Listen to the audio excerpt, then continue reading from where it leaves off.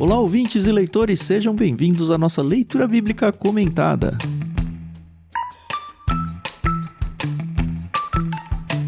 Eu sou o Thiago André Monteiro, vulgo Tan. Estou aqui, como sempre, com o Thiago Moreira e com a Carol Simão.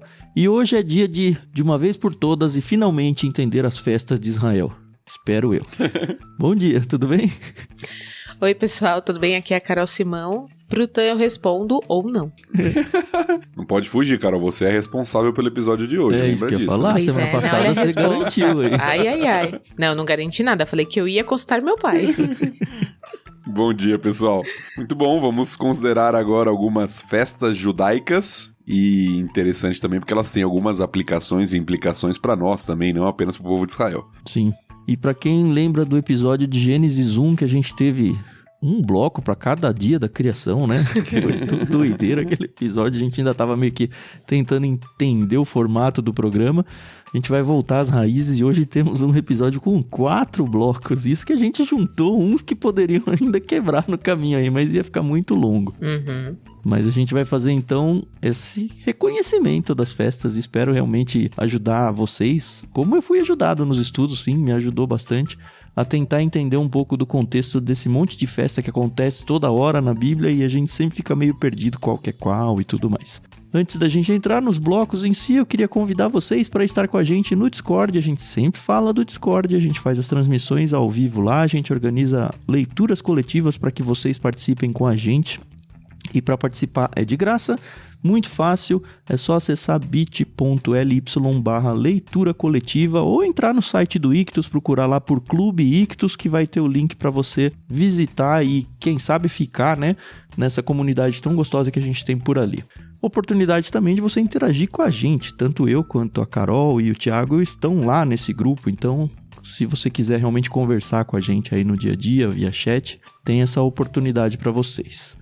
E eu queria também deixar a nossa nota de gratidão aqui a Mundo Cristão por emprestar pra gente a NVT que a gente usa nos programas e também a pianista Maria Lídia por emprestar a trilha sonora que a gente usa no fundo de cada um dos episódios.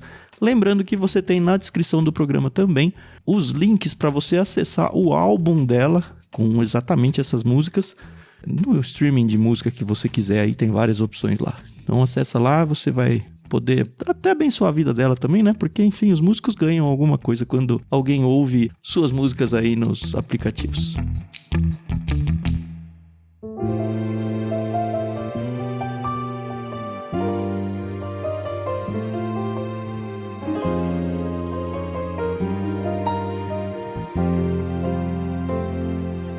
Dito isso, a gente nem combinou. Vamos fazer assim? Eu leio um, Thiago depois, Carol terceiro, aí eu leio o quarto. Beleza? Combinado. Beleza. Vamos então ao que será o nosso primeiro bloco. O primeiro bloco a gente vai ler só os primeiros 8 versículos de capítulo 23 de Levítico.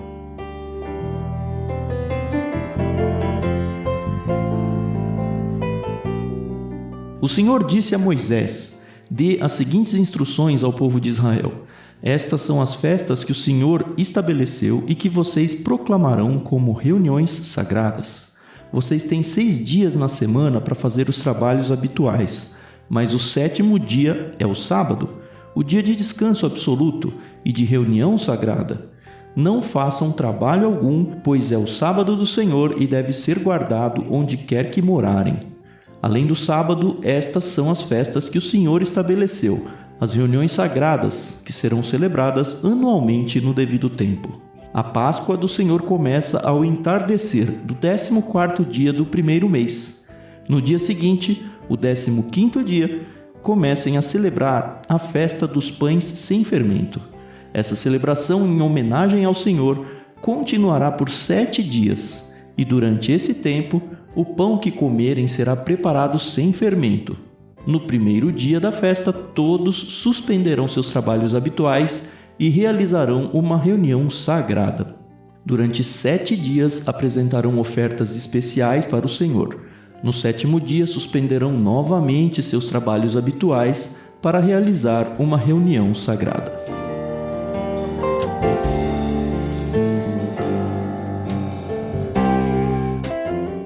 Acho que antes da gente entrar de fato em cada um desses trechinhos, vale a gente fazer um resumo de espectro mais amplo, vamos dizer assim, porque a gente finalmente entrou no que vai ser o último subbloco do livro de Levítico. A gente tem, então, dos capítulos 23, que a gente está entrando hoje, até o final, no 27, esboçadas questões relativas à santidade da nação como um todo. Lembra que alguns sugerem que a gente tem aquela estrutura de quiasmo no livro de Levítico? Sim. Onde a gente começou falando de ofertas nos primeiros 7 capítulos, aí depois falou sobre sacerdócio, falou sobre questões de pureza, no meio estava o dia da expiação, aí voltou a falar de questões de pureza, voltou a falar do sacerdócio e agora volta a falar algumas coisas que são relacionadas à vida do povo que tem a ver com celebração, como as ofertas dos primeiros 7 capítulos. Hoje a gente vai ver as festas, depois vamos falar sobre ano sabático, ano do jubileu e outras coisas que vão estar envolvidas com a dinâmica de vida do povo ali, de adoração do povo e de santidade também do povo. Então essa estrutura que a gente está chegando no final agora nos últimos capítulos. Sim. Lembrando que a gente vai falar sobre o calendário religioso, né, dos israelitas. Nós, como vivemos num país laico, não tem uma religião predominante, a gente não segue o calendário de Israel. Eu tô falando brasileiro gentil, tá? Eu sei que existe uma comunidade muito grande de judeus em São Paulo, principalmente, e eles seguem esse calendário. E semana passada o Tan até falou, né, que eu ia comentar bastante, o pastor Tiago comentou. A minha igreja, ela é situada na zona norte de São Paulo e ela foi fundada por um pastor judeu norte-americano. Ele era um judeu, agora eu não vou saber, assim, explicar, mas ele era um judeu. Ele não era um Judeu messiânico? Convertido. Prosélito. Ele era um judeu. Certo. E depois ele se tornou um judeu messiânico, ou seja, ele se converteu. Prosélito é o que não era judeu de nascença, né? De linhagem, e aí se converteu à religião judaica. É isso, né? Que ele não era isso. Certo. Ele era De judeu linhagem. mesmo. Isso, exato. E aí ele aceitou a Cristo na juventude dele nos Estados Unidos. Ele veio para o Brasil. Aqui ele fundou o que a gente conheceu como Betzar Shalom, que era um trabalho para judeus messiânicos, mas ele era aberto para o público em geral. Os meus sogros, inclusive, se conheceram lá na adolescência. E depois, esse trabalho que fica em Higienópolis, ele existe até hoje, ele migrou para Casa Verde, que é onde é a igreja que o meu pai pastoreia. Então, na nossa igreja, a gente tem algumas práticas do judaísmo, mas nada que fere a Bíblia. Liturgia, você tá falando, né? Isso, exatamente. Nós temos uma liturgia, então na Santa Ceia, por exemplo, a gente usa o matzah. Eu nunca tomei ceia sem ser com matzah. Enfim, mas os homens não usam kippah, a gente não tem uma separação entre homens e mulheres. Em Betzar Shalom, hoje, o trabalho ele tá mais voltado para os judeus. Então, tem essa liturgia mais judaica. Eu já não frequento lá há muitos anos. Eu frequentei muito na minha infância. Mas a gente tem algumas... Ficou uma pequena herança, sabe? Então, pra mim é muito comum ouvir falar sobre essas festas, apesar de não participarmos, não fazermos na nossa igreja. Já fizemos no passado. Mas pra quem tem curiosidade... Existe ainda esse trabalho com judeus, fica em Higienópolis. Se você tiver interesse e quiser conhecer, pode me mandar uma mensagem que eu passo endereço, horários, tudo bonitinho. Ah, que legal. Lembrando que lá eles fazem o Shabbat, então eles se reúnem na sexta-feira e eles têm enfim... Culto em português, né? Não sei, muita coisa em hebraico, até hoje eu lembro de muitas músicas em hebraico, mas eu acredito que a parte da meditação é em português, mas tem muita parte em hebraico. Que legal. Só pra quem não entendeu aí, não quis interromper a Carol, o matzah que ela falou é o pão sem fermento, que a gente vai ler aqui, né? Isso. Desculpa, isso aí. E os nomes aí são bairros da cidade de São Paulo, tá? Casa Verde, Higienópolis, essas coisas aí. Isso, exatamente. Tá bom. Eu tive um aluno no seminário que ele era dessa comunidade judaico-messiânica aqui em São Paulo. Que legal. E uma vez ele me convidou, eu fui, né, até pra conhecer e ver, porque ele celebrava, né, eles celebram uma das festas que nós vamos falar aqui hoje, que é a festa das cabanas, né? Aham. Sim. Então, naquela semana, ele montava dentro mesmo da casa dele, né, uma estrutura ali para relembrar. A gente vai falar sobre o significado dessa festa, mas bem interessante ali conhecer e participar um pouquinho, né? Sim. Com certeza. Tem um último detalhe antes da gente seguir pro texto mesmo, e meio que a Carol já falou, mas acho que vale notar, o calendário deles é diferente e ele é com base lunar. Então a gente vai ver praticamente em todas as descrições de festas a questão da semana, colocando alguns, até vão... No texto eu acho que não apareceu aqui, mas nos materiais de apoio que eu consultei, às vezes é a própria lua cheia que define o início das festas e coisas do tipo.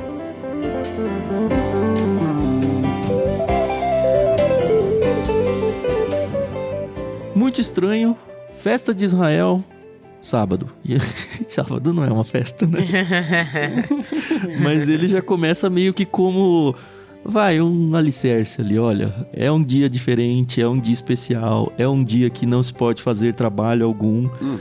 É um dia que tem que ser respeitado, não importa se você mora em Israel ou mora em qualquer outro lugar, mas é um israelita, você tem que respeitar. E, enfim, a gente já falou muito sobre o sábado, ele remete, obviamente, à criação lá em Gênesis, sabe?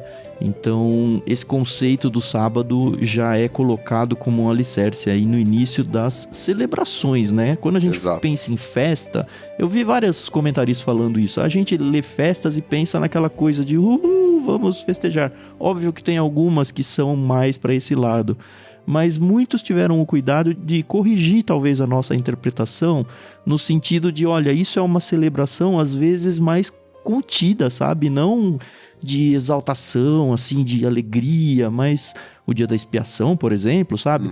É algo mais, olha, é só um momento especial, é um momento que, assim, bem entendido o conceito, é um momento festivo, mas é mais no sentido de celebrar algo, de memorar algo, do que de festejar E a ideia do sábado aqui é justamente essa, né? O sábado era um dia de celebração, descanso, adoração, onde o povo se reunia e cessava tudo o restante para focar ali a sua atenção no Senhor, na adoração.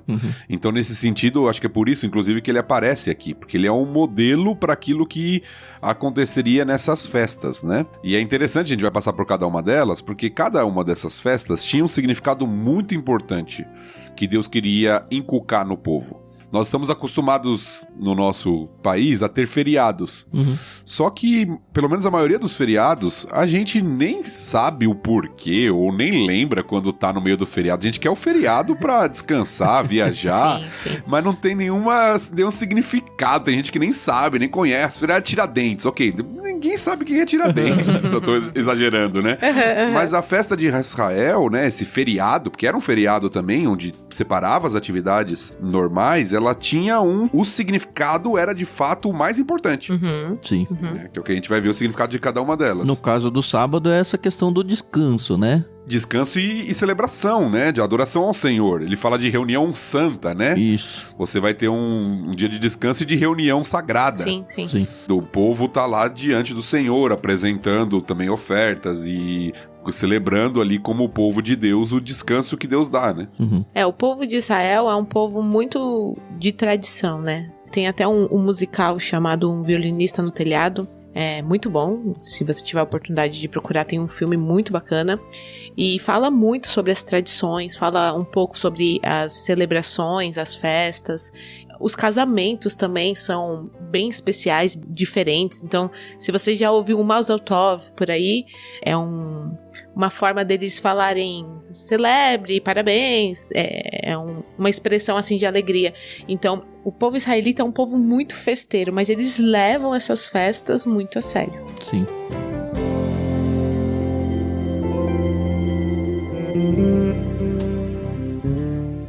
E aí a gente entra na primeira festa fixa, né, anual, que também a gente já conhece bem, já desde o Êxodo, né, a Páscoa. E é interessante que no texto aqui, ele aparece a Páscoa, e a Páscoa é um momento pontual, assim, é um dia, é uma celebração, assim, hoje, a Páscoa, sabe? E aí entra numa festa que dura uma semana inteira, que é a festa dos pães sem fermento, que remete, quando a gente lembra da Páscoa, a gente já vai, opa, lá tinha o tal do pão sem fermento, né? Que é o matzah. Exatamente. Lá é uma festa de celebração em homenagem ao Senhor, Tanto que a própria NVI traduz como Festa do Senhor. E começa no mês de Abib. E eu descobri que Abib significa espiga de cereal. Que tem tudo a ver. Olha só, muito fácil, né? Porque é uma festa agrícola, né? Eu não tô falando da Páscoa aqui, tô falando dessa da festa dos pães sem fermento. Eles vão comemorar aí o início da colheita. Não. Não? Não, essa é das primícias. Essa é das primícias. Ah, não, tá certo. A dos pães asmos, dos pães sem fermentos, ela era logo depois da Páscoa, porque ela era a celebração da saída do Egito, né? Então na Páscoa você comemora o dia que o povo foi liberto ali, aquela noite onde você passou lá o sangue nos umbrais das portas ali, e o pão sem fermento simbolizava que durante aquela saída do Egito, o povo não teve nem tempo de fermentar o pão. Exato. Porque eles saíram ali como escravos, fugidos do Egito. Então toda essa celebração, por isso que ela é junta, Sim. tanto a Páscoa quanto o pão sem fermento, era para relembrar como Deus libertou repentinamente e poderosamente o povo de Israel da escravidão. Uhum. E nesse capítulo ele não explica muito bem o que é a Páscoa, porque a gente já tem isso lá em Êxodo, né? Então aqui ele só fala. Só relembro, ó, tem que ser comemorada. Se a gente quiser transportar essa data para o nosso calendário, ela acontece mais ou menos entre março e abril. Não é um dia fixo, de novo, é um calendário lunar, né? Mas é o 14º dia do primeiro mês deles. Esse nome Abib, que eu falei que significa espiga de cereal, ele depois mudou de nome para Nisan, mas isso só depois do exílio. E eu acho que não tem como a gente deixar de falar, porque a Páscoa, no contexto cristão, também é uma festa muito especial, né? Tem um significado muito especial para o cristão, porque no Novo Testamento, Jesus Cristo é identificado como aquele Cordeiro Pascal. Sim.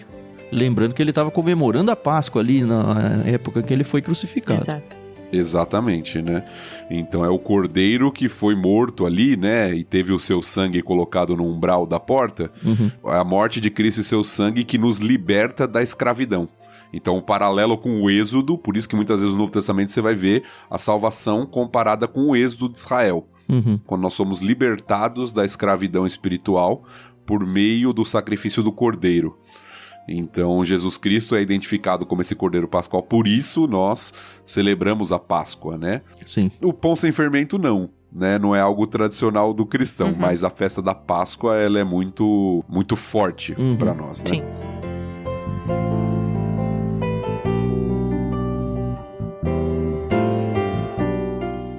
Pensando na logística da festa, já olhando aí para a festa de 7 dias, né? Da festa dos pães sem fermento, a gente tem, como eu disse, 7 dias, sendo que no primeiro dia e no último tem a tal da reunião sagrada e nem se podiam fazer nenhum tipo de trabalho. E é muito interessante notar, e é quase um copy-paste do texto, quando a gente chegar lá, a gente deve mencionar, né?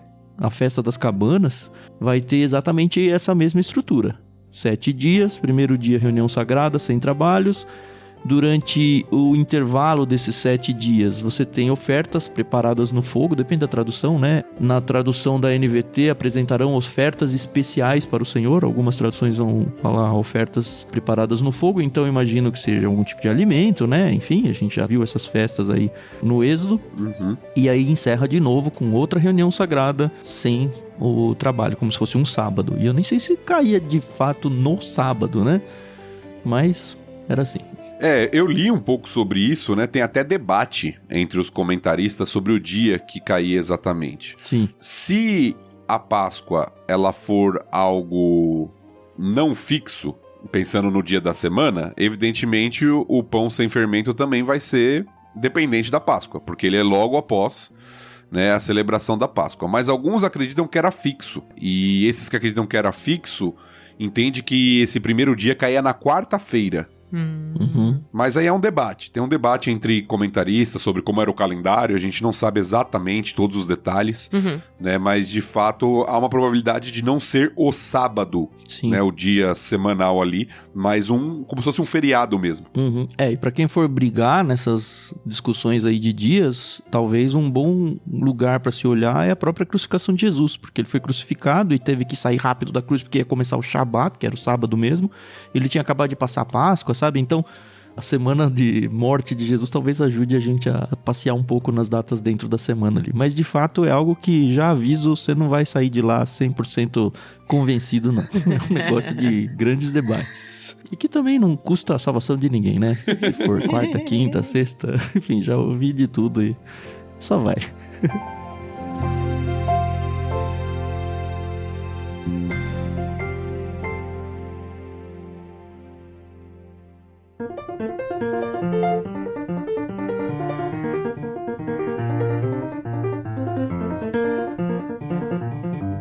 Vamos ao bloco 2? Bora. Vamos lá. Então, Tiago vai fazer a leitura do 9 até o 22.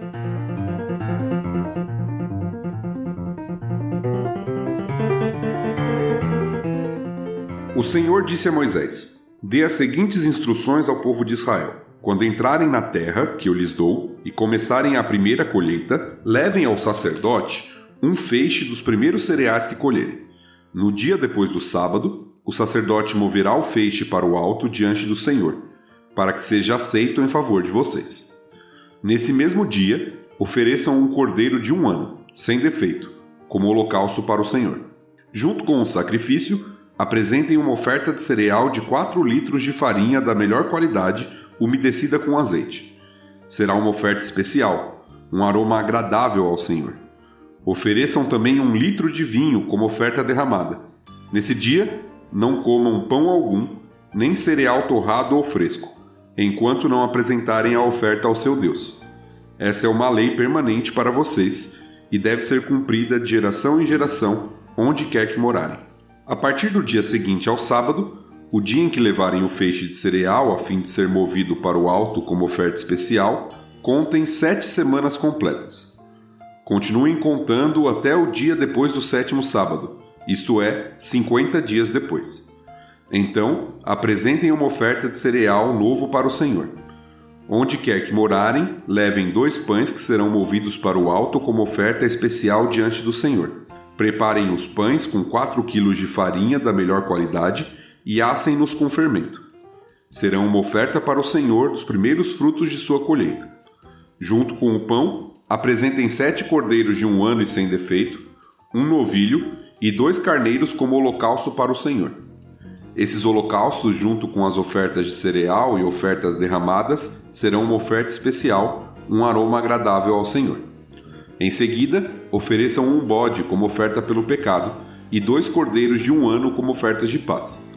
O sacerdote levantará os 2 cordeiros como oferta especial para o Senhor, junto com os pães que representam os primeiros frutos de suas colheitas. Essas ofertas, que são santas para o Senhor, pertencem aos sacerdotes. Esse mesmo dia será declarado dia de reunião sagrada, um dia em que não farão nenhum trabalho habitual. Essa é uma lei permanente para vocês e deve ser cumprida de geração em geração, onde quer que morarem. Quando fizerem a colheita da sua terra, não colham as espigas nos cantos dos campos e não apanhem aquilo que cair das mãos dos ceifeiros. Deixem esses grãos para os pobres e estrangeiros que vivem entre vocês. Eu sou o Senhor, seu Deus.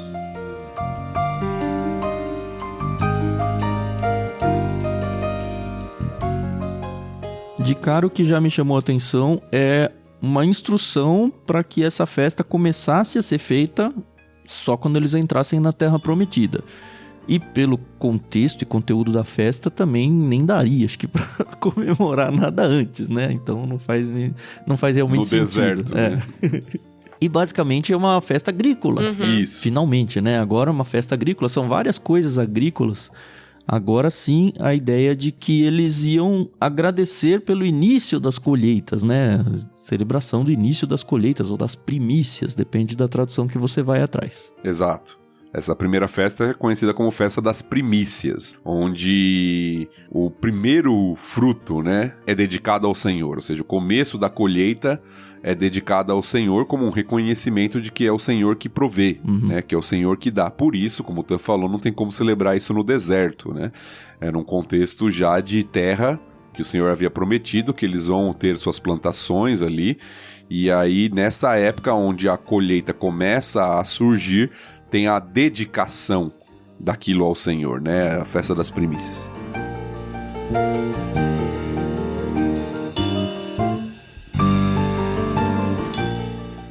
interessante a gente perceber que, olha, aqui eu tenho uma querela com a NVT, tá? Apesar deles terem emprestado pra gente aqui, foi a única tradução que pra mim apareceu no verso 14. Nesse dia não comam pão algum, nem blá blá blá, enquanto não apresentarem oferta ao seu Deus. E em todas as outras não tem esse nesse dia. E qual que foi a interpretação que eu tive, porque eu comecei lendo em outras traduções, tá? Que olha, começaram as novas colheitas, você só pode começar a consumi-las depois da oferta a Deus, que é esse primeiro feixe que é apresentado. E não só as outras traduções, mas os comentaristas todos, eles levam muito essa ideia de que, olha, o primeiro é sempre de Deus. Você tem isso aí tipificado nas ofertas de animais. Ó, nasceu um animal, o primogênito é de Deus. Das colheitas, ó, a primeira coisa que é colhida é de Deus. E só a partir daí que você pode consumir. E aí a gente está pensando no início das colheitas. Então, ó, começou as colheitas, o primeiro é de Deus e é só a partir daí eu estou autorizado a começar a comer dessa colheita. A NVT, ela trouxe pra mim do nada é esse dia só. Eu acho que não faz muito sentido, tá? Mas fica aí a minha reclamação. A leitura que eu tive nesse dia é simplesmente pra localizar o dia da festa. Mas as notas de comentário dela fala que era só pra aquele dia, viu? Mas não é o dia de início? É o dia do começo das colheitas. Talvez. Mas é que eu achei que sobrou. Não precisava, sabe? Dá a entender de que, ó, se você comeu ontem, só vale a partir de hoje, sabe? Mas enfim, fica aí. Mas esse conceito é claro, que o Tan falou. Era a ideia de apresentar vou fazer entre aspas aqui, o primogênito da colheita. Isso. Os primeiros frutos. Sim. Aí vinha lá pro sacerdote um grande feixe, e aí ele movia. É interessante, né? Essa oferta movida é meio que mexer mesmo, assim, mover, assim, sabe? Com a mão. Pra quem tá no vídeo me viu aqui pagando mico, passando o braço assim, pra cima e pra baixo. Mas é que o sacerdote fazia, né? Um feixe da primeira colheita, reconhecendo a generosidade de Deus na terra. Esse é o principal significado, assim, dessa festa, né? E aí é interessante que começa a vir aquela coleção de ofertas que a gente viu no começo do livro, né? Ó, vai ter holocaustos, vai ter oferta de cereal, vai ter oferta de vinho, que é a tal da oferta derramada, depende da tradução que você vai ali. Tem algumas que chamam aquilo de libação. É essa ideia de você ofertar líquido, né? E aí o cereal novo, o vinho da uva nova, sabe? É tudo muito ligado a essa questão das primícias mesmo. É interessante porque um comentarista que eu li, ele fez o comparativo, né? E essa oferta de cereais que era dada nesse dia, ela era dupla. Ou seja, 2 vezes maior do que o normal da oferta de cereais comum. Sim. Que a gente viu lá no começo de Levítico, né? E é interessante porque é o começo da colheita, né? Então você dá uma quantidade ali maior e dedicando aquilo que vai ser colhido ao Senhor. E também é um elemento de fé, né? Você imagina, a colheita está começando, geralmente num contexto agrícola, né? Diferente do nosso, onde a gente tem alimento na nossa geladeira constantemente, né? O povo ansiava pela colheita, né? Às vezes tinha problemas, né? Por isso que os gafanhotos são vistos como um grande problema, né, nas escrituras, porque acabavam com a colheita, eles dependiam daquilo. Então você tá pegando ali aquilo que tá começando e dedicando boa parte daquilo ali ao Senhor, por gratidão, por saber que é o Senhor que dá, e também por confiança de que o Senhor vai dar o que é necessário na colheita que tá chegando.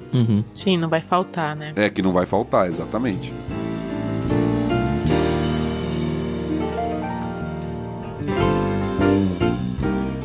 Só uma coisinha sobre as primícias, também fazendo um paralelo com o Novo Testamento, porque Paulo, lá em Corinto, em 1 Coríntios, ele vai identificar Cristo como a primícia. Sim. É verdade. Quando fala da ressurreição de Cristo, como o primeiro fruto dessa nova colheita, que será o nosso corpo glorificado, né? Sim. É interessante como Paulo faz esse paralelo lá para falar a respeito de Cristo como o protótipo, né? O modelo do que nós seremos pós-glorificação, né? E se a gente for olhar com detalhes, assim, o Novo Testamento, Cristo é identificado várias vezes com coisas que eram ligadas a essas festas, que eram algo muito, assim, memorável para os judeus, porque eles comemoravam isso todo ano, então não precisava de explicação para eles usar uma palavra de Cristo era as primícias. Para eles já desativava assim um significado muito caro para religiosidade deles da época. Será que isso era de propósito?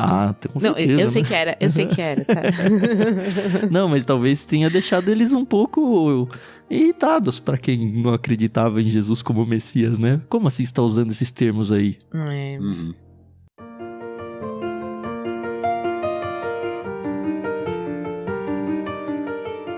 E aí nessa festa de celebração de início das colheitas, né? A gente tem a emenda da festa da colheita, essa mais longa, né? A partir disso do verso 15, né? Que o Tiago leu. Isso. Essa festa também era conhecida como a oferta das semanas, no Novo Testamento, né? E Pentecostes. Pentecostes, exato. O nome mais conhecido é Pentecostes. Isso, que é 50 em grego, né? Exatamente, tem a ver com penta, né? Que tem a ver com 5, né? 50 no caso aqui. Tem uma confusão na nossa cultura, né? Porque aí nós temos um grupo, né, chamado Pentecostal, e aí muita gente, quem não conhece, lê Pentecostes, acha que está associado diretamente a um movimento pentecostal, então você tem uma confusão sobre o significado, mas Pentecostes era uma festa judaica. Essa aqui, no caso, né? Exatamente, era uma festa judaica, e depois a gente vai entrar no Novo Testamento até entender o porquê isso aqui, mas Pentecostes era uma festa judaica que também tem a ver com colheita, né? Por isso que a gente leu junto aqui. Só que, na verdade, é a pós-colheita, vamos colocar assim, né? Você comemora o primeiro feixe ali, os primeiros grãos, e aí você entra numa festa muito longa, se a gente for pensar, né? 7 semanas completas, você vai contando, na verdade, né? 7 semanas completas a partir do momento em que foi trazido aquele feixe da primeira colheita. Isso aí levava a gente mais ou menos para maio, junho. E aí depois 7 semanas completas, né? 7 vezes 7, 49. E aí chega no 50, que dá o nome Pentecostes, né? Como a gente falou, 50. E aí esses 50 dias até um dia depois do 7º sábado, ou seja, completou essas 7 semanas, traz uma nova oferta de cereal. E aí, de acordo com o MacArthur, por exemplo, que é um dos livros que eu pesquisei, ela consagrava as primícias da colheita do trigo. A gente nem mencionou, né? Naquela primeira, era normalmente as primícias da colheita da cevada. E agora, 50 dias depois, as primícias da colheita do trigo, que pelo jeito demora um pouco mais para produzir. Eu li outro autor falando que aqui, na verdade, era o final da colheita dos cereais. Como se tivesse uma festa abrindo e uma festa fechando de gratidão pela colheita. Pois é. E isso vai levando a gente naquela coisa de que não entendo direito as festas, né? Mas é tudo de colheita. Eu li, acho que em 2 lugares, essa ideia de que grãos diferentes aí. E aí o trigo, como o último aí, consagrava as primícias do trigo. E é interessante ver que aqui aparece oferta de pães com fermento. Diferente do que a gente viu lá no Êxodo. Agora sim, pensando não naquela correria de vamos sair e tal, mas nessa questão de fartura, sabe? E de novo ofertas de pães, holocaustos, inclusive mais animais do que antes, né? Oferta derramada, oferta do pecado aparece, lembra do bode? A gente já viu essa questão da oferta do pecado, vai se repetindo tudo, oferta de paz, ou oferta de comunhão, depende da tradução que você está indo atrás. E de novo aparecendo as tais das reuniões sagradas, onde não se deve realizar trabalhos. Sim. E como a gente falou, é uma festa, seja do início de um novo cereal ou do término, é uma festa de gratidão novamente pela provisão divina. Sim. Pelas bênçãos de Deus. Mas tem do término também, porque ele falou, deixa as bordas da colheita pros pobres e pros estrangeiros. É meio que, olha, estamos fazendo a última limpa do campo. Exatamente. E aí vai deixando aquelas sobras para os necessitados. Que a gente até já viu, né, daquele cuidado com o necessitado, né, em Israel. Sim. Mas é interessante, novamente fazendo o paralelo, tentando explicar um pouquinho o que eu falei lá do Novo Testamento, que a igreja, ela é iniciada nessa festa, na festa de Pentecostes, em Atos 2. Lá no Novo Testamento, né? No Novo Testamento. Isso. Exatamente. Em Atos 2, nós temos ali o cumprimento da promessa que Jesus Cristo tinha deixado para os seus discípulos, falou para eles aguardarem em Jerusalém. E aí, nesse dia, o dia de Pentecostes, eles têm ali a chamada descida do Espírito Santo.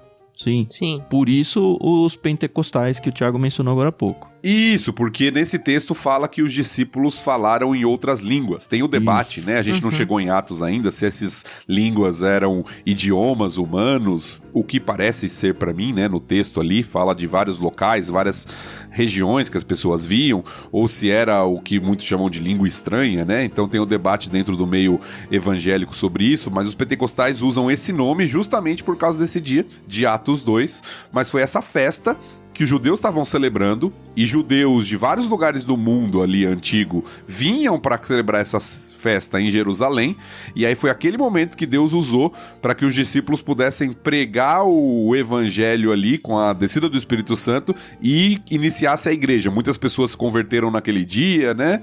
E começou ali a igreja em Jerusalém. Sim. Eu acho que o trigo talvez fosse só o último grão, pensando em diferentes grãos, que eles colhiam. Então meio que casa tudo. Na minha cabeça isso aí faz sentido somando tudo que eu li por aqui e por ali. Então a gente tem até agora os sábados, que não é exatamente uma festa. A gente tem a Páscoa. A gente seguiu da Páscoa... Pães asmos. Uma semana inteira com os pães sem fermento, lá os pães asmos. E agora a gente entrou em duas festas, né? Ao início das colheitas, ou das primícias. Sim. E 50 dias depois, uma festa das colheitas ali, meio que encerrando a primeira fase do ano de colheitas, porque também vai ter mais festas agrícolas mais pra frente. Sim, que é mais pro segundo semestre, né? Isso, essas eram festas do primeiro semestre.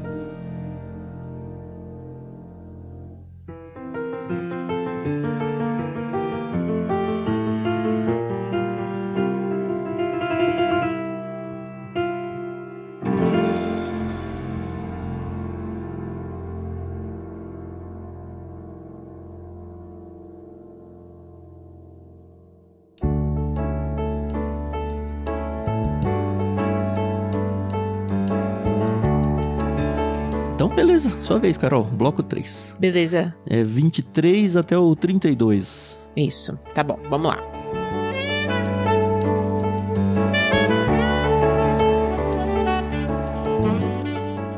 O Senhor disse a Moisés: dê as seguintes instruções ao povo de Israel. No primeiro dia do 7º mês, tenha um dia de descanso absoluto. Será uma reunião sagrada, uma celebração memorial comemorada com toques de trombeta. Não façam nenhum trabalho habitual nesse dia, mas apresentem ofertas especiais para o Senhor. O Senhor disse a Moisés: comemorem o dia da expiação no 10º dia do mesmo 7º mês. Celebrem-no com uma reunião sagrada, um dia para se humilharem e apresentarem ofertas especiais para o Senhor. Não façam trabalho algum durante todo esse dia, pois é o dia da expiação, no qual se fará expiação em seu favor diante do Senhor, seu Deus. Todos aqueles que não se humilharem nesse dia serão eliminados do meio do povo. Destruirei aqueles que dentre vocês trabalharem em algo nesse dia. Não façam trabalho algum. Essa é uma lei permanente para vocês e deve ser cumprida de geração em geração, onde quer que morarem. Será um sábado de descanso absoluto para vocês, e nesse dia deverão se humilhar. O dia de descanso começará ao entardecer do 9º dia do mês e se estenderá até o entardecer do 10º dia.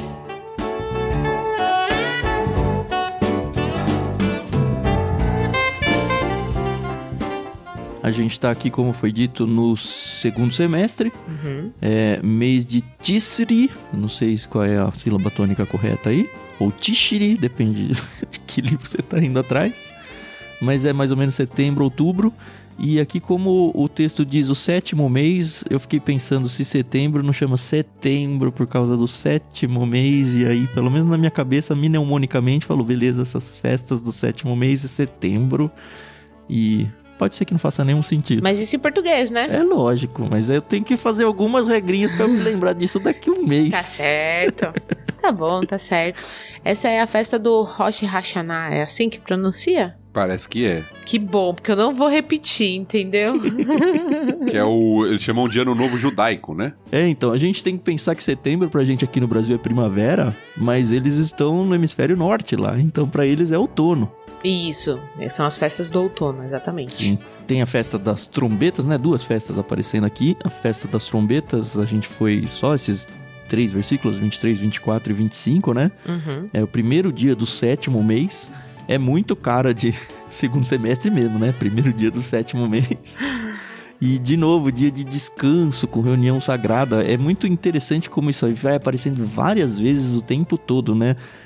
E toques de trombetas. Trombetas aqui a gente tem que pensar no shofar judaico, né? Aquele chifre de carneiro, sei lá, de boi, eu não sei do que é o chifre. Mas não pensa naquela trombeta de exército nosso, não, dos 3 botãozinhos em cima, não. É um shofar mesmo. Nem a vuvuzela da época da Copa que a gente tá agora. Não, eu ia falar, sabe, do povo aqui do Brasil mesmo, os sertanejos que tem aquele chifre de boi. É berrante. Bem mais ou menos aquilo, berrante. Isso aí. Exatamente. Mas eu acho mais bonito, eu acho que ele é todo trabalhadão assim. Ele é meio curvo e tudo, né? Isso, é bem bonito. Sim. Eu tive a chance, olha, cara, você que gosta de mencionar as viagens para Israel lá, a gente teve a chance de assoprar um shofar lá, você lembra, Thiago? É difícil, é pra difícil. Caramba! Mas saiu alguma coisa ali, talvez meio morocochô, mas saiu. Tenho uma nota na NVI de estudo que eu gostei demais de saber, então vamos compartilhar com vocês, olha só. Trombetas, aí o shofar, né, eram tocadas no primeiro dia de cada mês, e ele remete até o Salmo 81:3. Não havendo calendários disponíveis, as trombetas soando pela terra inteira eram um sinal importante do começo de cada nova estação, do fim do ano agrícola. E aí, se a gente for pensar no outono, é fim agrícola mesmo, né? Sim, pois é. E a trombeta era quase que o sinal pra marcar alguma coisa do povo. Sim. Quando tinha guerra, a trombeta era tocada. Quando era uma ocasião especial, a trombeta era tocada. Era quase que uma sirene, um sinal sonoro de lembrança ou de urgência pra alguma coisa, né? Sim.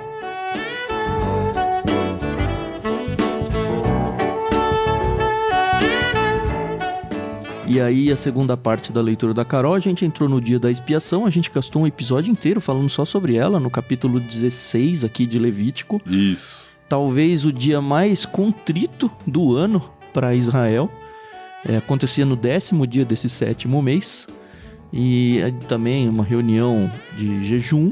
Lembra que aqui ele tem algumas traduções que vão falar sobre humilhar-se, mas é essa questão do jejum, onde o povo se espiava, né? Através do ato do sumo sacerdote, que entrava uma vez por ano, era nesse dia aqui, no Santo dos Santos, e aí ele tinha todo o ritual de purificação dele próprio, a purificação pelo povo.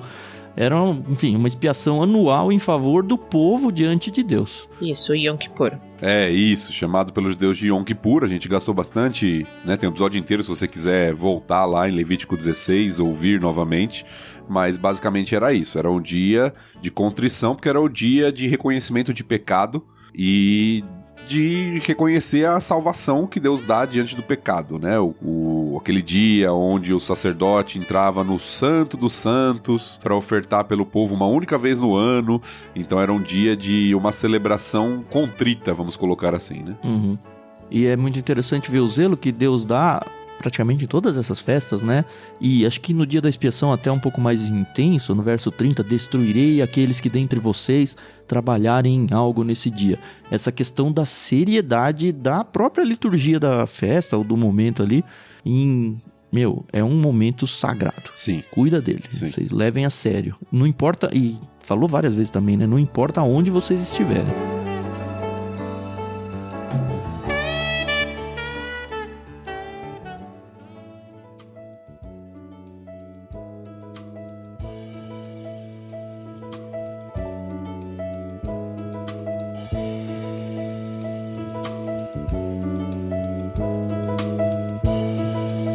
Último bloco? Sim. Último bloco. Então farei a leitura aí do verso 33 até o final.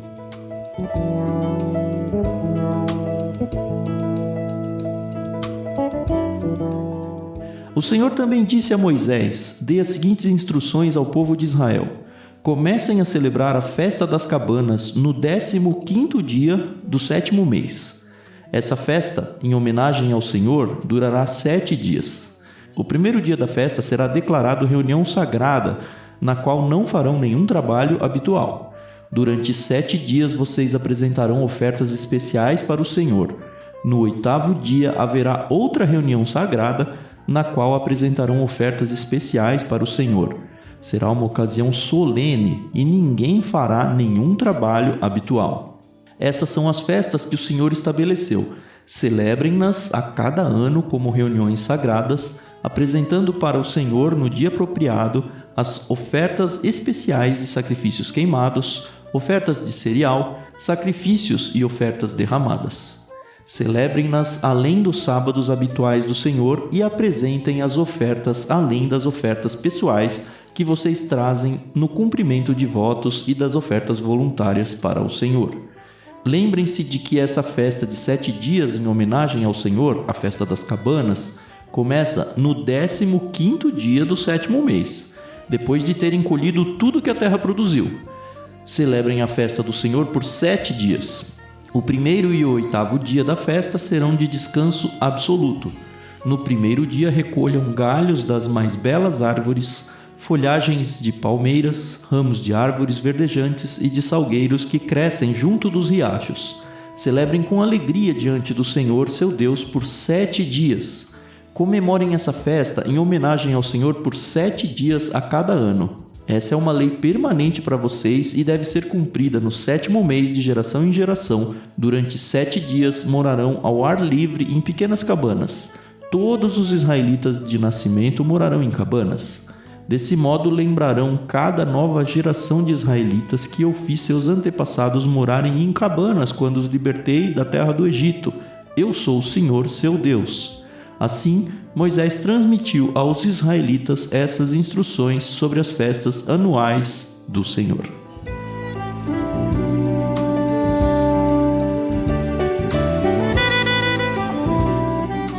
Parece ser uma festa bem mais alegre do que todas as outras aqui, né? Sim, com certeza. É a festa do Sukkot, né? Então é a festa do tabernáculo, cabanas, tenda, tem vários nomes, mas é a mesma comemoração. E essa tá bem claro, explícito no texto, né? Que é o fim da colheita mesmo. A gente leu isso daí em qual versículo? Aqui no 39. Começa no 15º dia do 7º mês, depois de terem colhido tudo que a terra produziu. Então é a entrada do outono mesmo, né? Todas as plantas vão morrendo, caem, e aí agora só na primavera mesmo.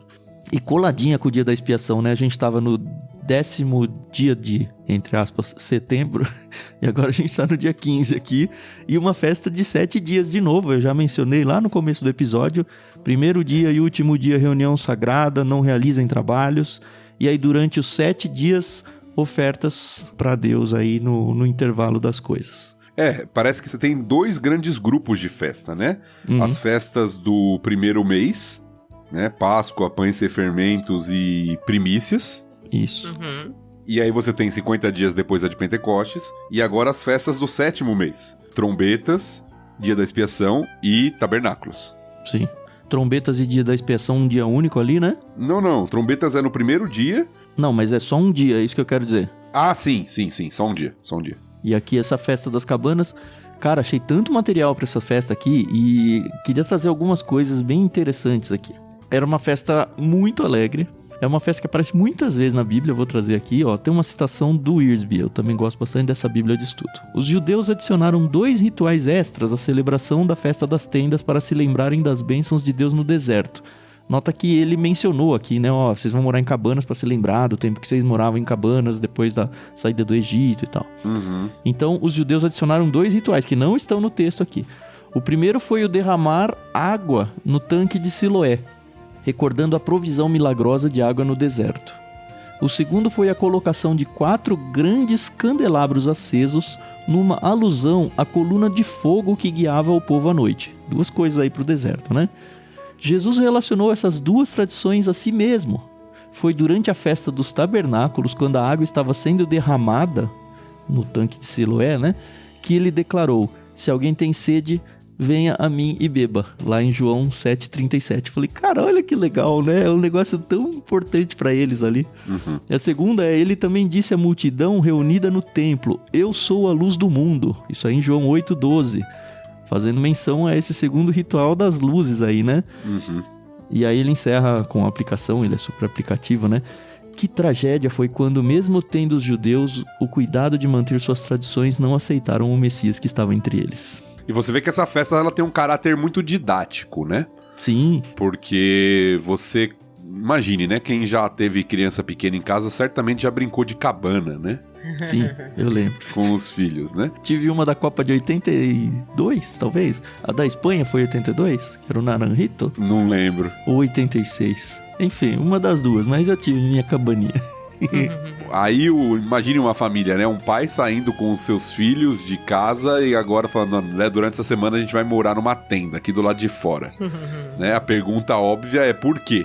Aí você vai contar a história pro seu filho e mostrar e lembrar da provisão da graça de Deus, do tempo em que o povo viveu como escravo e saiu, morou em tendas, até chegar até a terra que o Senhor deu, né? Então é uma festa muito didática, né? Que relembra a ação de Deus na história do povo e agradece ao Senhor por isso, né? Outra coisa que eu li em relação a essa questão didática é que, como é fim das colheitas, era muito comum o pessoal ficar lá nas plantações e construir para si, assim, só para virar a noite e continuar colhendo no final do dia, umas tendinhas ali, umas cabanas. E remete à ideia de que, ó, tá todo mundo ali junto também. Vi algumas pessoas falando isso como se fosse uma não é nem choupana, porque choupana é bem construído, né? Cara, é só uma cobertura pra cabeça pra você virar a noite ali, sabe? E eu fiquei muito curioso que ele bateu muito na tecla de que não façam nada no primeiro dia nem no 7º dia. E aí ele manda no primeiro dia recolham as melhores folhagens e tal, acho que pra construir as tendas, né? Ele falou, mas isso aí não é trabalho, né? Mas enfim, tá lá.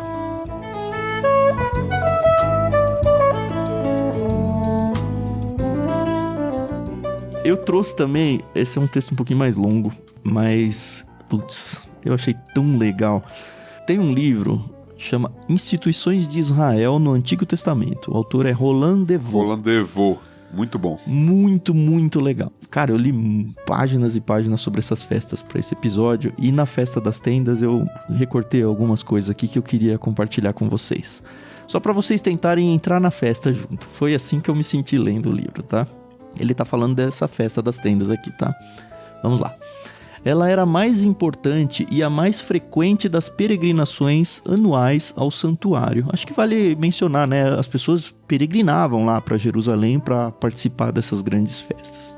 Em Ezequiel 45:25, ela é simplesmente a festa por excelência. Pode-se reconhecê-la na festa de Yahvé celebrada a cada ano em Siló. Isso aqui ele está mencionando Juízes 21:19. E é sem dúvida nessa ocasião que o pai de Samuel ia a cada ano ao santuário. Aqui 1 Samuel 1. Zacarias anuncia que todas as nações subirão cada ano para adorar a Yahvé em Jerusalém. E isso será na Festa das Tendas, Zacarias 14:16. Eu até trouxe aqui, porque é uma curiosidade, assim, a Festa das Cabanas ainda vai ser comemorada no milênio. Sim. Que a gente nem chegou ainda. Exato. O Zacarias 14:16 diz, no final, os inimigos que sobreviverem à praga subirão a Jerusalém a cada ano para adorar o rei, o Senhor dos Exércitos, e para celebrar a Festa das Cabanas. Falei, olha que legal, eu vou celebrar isso aí um dia. Seguindo lá no Devaux. É uma festa agrícola, a da colheita, quando são colhidos os produtos do campo, no momento em que são juntados o produto da eira e do lagar. Lagar é o amassar dos vinhos lá, né? Depois de colhido os últimos frutos da terra, prensadas as azeitonas e as uvas, vai-se dar graças a Deus. É uma festa alegre, e a suspeita que a atitude de Ana despertou em Eli, lá em 1 Samuel 1, de 14 a 15, mostra que havia na festa a possibilidade de se embriagar com o vinho novo. Que legal, cara. Eu quero me sentir nos lugares ali. Ela era acompanhada de diversões populares. Segundo Juízes 21, de 19 a 21, os benjamitas dizimados, a gente vai chegar nessa história um dia, para conseguirem esposas, levam as moças de Siló que tinham saído às vinhas para dançar juntas na festa de Yahvé. Pode-se comparar a isso uma tradição recolhida pela Mishnah. As jovens de Jerusalém saíam com as vestes brancas, recentemente lavadas, e iam dançar nas vinhas cantando: rapaz, olha e vê o que você vai escolher. Não olha a beleza, mas a família. A dança ainda acontecia na época do Novo Testamento. Os homens piedosos e importantes dançavam cantando no átrio do templo, brandindo tochas acesas. Era uma alegria popular e costumava-se dizer: Aquele que não viu a alegria desta festa de noite, não viu em toda a sua vida nenhuma alegria verdadeira. Falei, cara, deve ter sido muito boa essas festas, meu. Sim, e você vai pegando algumas conexões que passam, né? Sem a gente perceber quando a gente vai lendo outros trechos bíblicos, né? Como você leu aí de Ana, né? E que a gente nem percebe que tá em meio a esse contexto, né? Sim, o vinho ser novo, sabe? Ainda embriaga mais fácil, sabe? Esse tipo de coisa. Então, já eram coisas que aparecem muito claramente, assim, e a gente passa batido e não olha nunca, né? Não presta atenção nunca. Uhum. Eu preciso fazer um comentário e eu espero ser bem interpretado. A gente tem visto aqui no livro de Levítico o quão Deus quer que o povo leve ele a sério, né? Então ele sempre fala, eu sou o Senhor, eu sou o Senhor. E quantas ordenanças ele deixou para os sacerdotes, para o povo, a questão dos sacrifícios. E eu não vou dizer que o povo vivia na tensão, mas eles levavam aquilo muito a sério. Quem conhece um judeu ortodoxo, sabe o quão litúrgico eles são, o quão sério eles realmente levam essas práticas, né? Uhum. E aí você vê um capítulo desse, que a gente vê o outro lado, né? O lado da celebração, o lado da generosidade, o lado de, olha, como Deus é realmente bom com a gente e Ele nos deixa festejar e nos alegrar. Eu sei que as festas do primeiro semestre, elas são um pouco mais sérias, entre aspas, tá? No sentido de que ainda tem uma liturgia ali dentro, mas principalmente essa do tabernáculo é uma festa muito alegre, né? E o povo judeu é um povo muito festeiro. Sim. É um povo assim que gosta muito de comemorar a vida. Aquilo que a gente já comentou várias vezes. Se um judeu te chama pra comer na casa dele é porque ele realmente gosta de você, ele te respeita e você vai ser muitíssimo bem tratado na casa dele. E que legal você ver essa relação entre nosso pai, né, nosso Deus, e o povo que ele escolheu para ser o povo dele, né? Uhum. É realmente uma relação pai e filho, né? Porque é aquele pai que educa, que ensina, mas é o pai também que é generoso e que quer celebrar a vida com seus filhos, né? A gente já falou tantas vezes o negócio da celebração, né? É um negócio que Deus incutiu no coração do homem e instruiu o seu povo a sempre memorar as coisas, sabe? Sempre ser grato. A gente tem 2 grupos de festas, o Thiago já mencionou mais ou menos isso, né? Num primeiro grupo a gente tem uma esperança pelo ano, sabe? É uma festa onde eu falo, olha Deus, o Senhor vai cuidar de nós mais uma vez. E no final é uma festa super de gratidão. Puxa Deus, como você foi bondoso conosco em mais um ano. E aí, imagina, eles vão entrar num ciclo difícil, né? Pra todos nós, época de frio, sabe? Mais recolhidos e tudo mais. Sim. E no entanto, é o que você falou, Carol, é recheado de alegria, recheado de lembranças, é recheado de gratidão. A gente podia aprender muito como cristãos no nosso século isso, né? Essa questão de olhar para tudo que acontece nas nossas vidas e pensar, poxa, como Deus está envolvido nisso, e muitas vezes eu nem dou bola, sabe? Eu nem percebo. E às vezes que eu percebo, eu não sou tão grato quanto eu deveria. E uma coisa que o pastor Edu, para quem ouviu o livro de Êxodo sabe de quem eu tô falando, ele fala muito que nós cristãos, a gente às vezes não demonstra essa alegria, essa gratidão a Deus. E um dos momentos que às vezes é para ser o mais alegre dentro das nossas celebrações se torna um momento tão sério e às vezes até pesado, que é a Santa Ceia. Que é um momento que a gente tá ali comemorando, mas revivendo, fazer isso em memória de mim, façam isso até que eu volte, né? É Cristo ali falando. É uma coisa tão especial, sabe? E é uma esperança, né? Exato, e às vezes eu lembrei disso porque é uma coisa que o Edu fala muito. Então, vamos ser felizes, vamos ser alegres, sabe? Nosso Deus, ele nos dá esperança e nós temos todos os dias motivos para celebrar, né? Amém. Mesmo diante das dificuldades, né? Então, eu acho isso, assim, muito importante. E eu sou uma pessoa muito litúrgica, tá bom? Quem me conhece sabe que eu gosto de uma liturgia. Muito.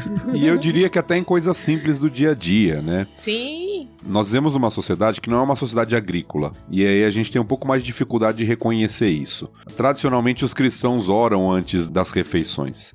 Isso é uma lembrança da provisão de Deus, que é o que eles estão fazendo aqui com essas festas agrícolas. Deus é que provê, né? E às vezes a gente esquece disso, né? Não só esquece de orar, mas esquece até do porquê ora, né?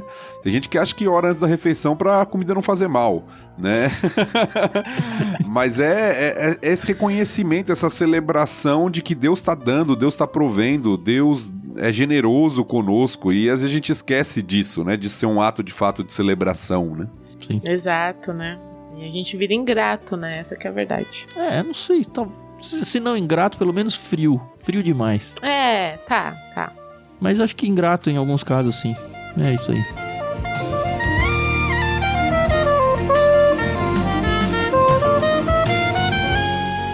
Só antes da gente fechar, talvez você sinta falta de uma, pelo menos, ou duas festas, porque tem mais duas festas tradicionalmente judaicas que não estão mencionadas aqui porque elas vieram posteriormente.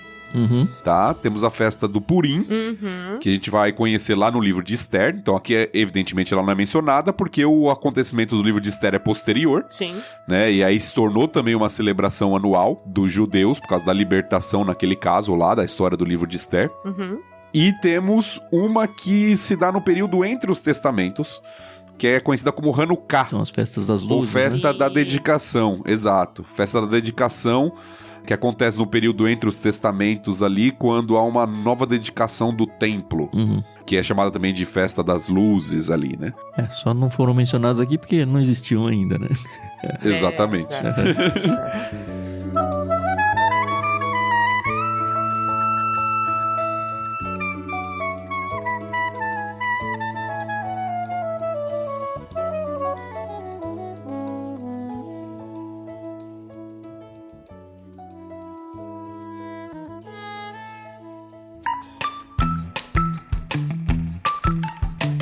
Muito legal.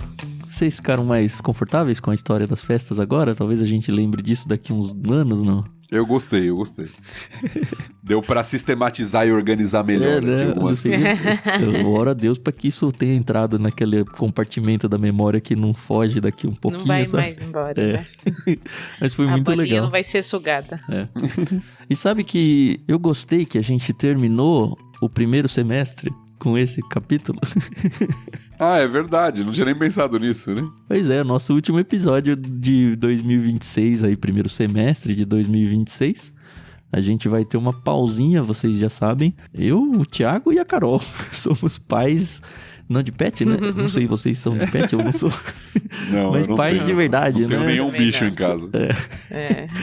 Pais de verdade e que têm filhos em idade escolar. O Thiago é professor ainda. Então também é importante essa época para um descanso. E, cara, Deus sabe como a gente precisa de um descanso. Talvez para ver jogos da Copa, talvez não, mas eu vou viajar com a família, com certeza. Pelo menos já tá pago o hotel, espero que dê tudo certo. Amém. Nenhuma pedra, né? Entre no caminho, no rim. E em agosto a gente volta. Espero que com energias renovadas. Eu espero que os ouvintes não se esqueçam de nós durante esse período, principalmente nas orações, tá? A gente vai estar num momento aí mais festivo com a família até, né? Mais recluso aí, recuperar as energias para voltar com força total a partir de agosto com o LBC. Aí a gente volta no capítulo 24 de Levítico, praticamente retíssima final, assim, do livro, né? A gente tem mais 4 capítulos, é isso? 4, 5, 6, 7, mais 4 capítulos. E depois a gente vai dando sequência no projeto. Muito gostoso passar esse semestre com vocês, viu? Muito bom mesmo. Eu gosto muito de ter esse momento com o Thiago e com a Carol aqui. Gosto muito quando entra a galera no Discord. Inclusive, agradeço o pessoal que tá aí ouvindo a gente desde o início. E que Deus abençoe a vida de vocês também. Saibam que eu oro por vocês, não só Thiago e Carol, mas ouvintes, rotineiramente. Espero que as pessoas estejam fazendo isso por nós também. Um bom mês de férias pra vocês e até agosto, então. Tchau, tchau. É isso aí, pessoal. Eu agradeço demais a paciência, a audiência de vocês. É um bálsamo pra mim estar aqui e compartilhar com bons amigos um pouco da palavra de Deus. Peço sim que vocês continuem orando por nós, porque orações nunca são demais. E vamos descansar aí agora em julho, para agosto voltar com tudo. Eu também volto a trabalhar, acaba minha licença maternidade.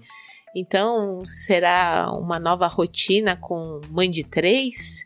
Aqui também não temos pet, mas temos nossos nossos filhotes aqui, né? Então, que Deus continue nos abençoando e boas férias para vocês. Até mais. Valeu, pessoal. Bom período de descanso para vocês aí também que nos ouvem. E nós voltamos logo para concluir o livro de Levítico e entrar em mais uma jornada de estudo da Palavra de Deus. Deus te abençoe.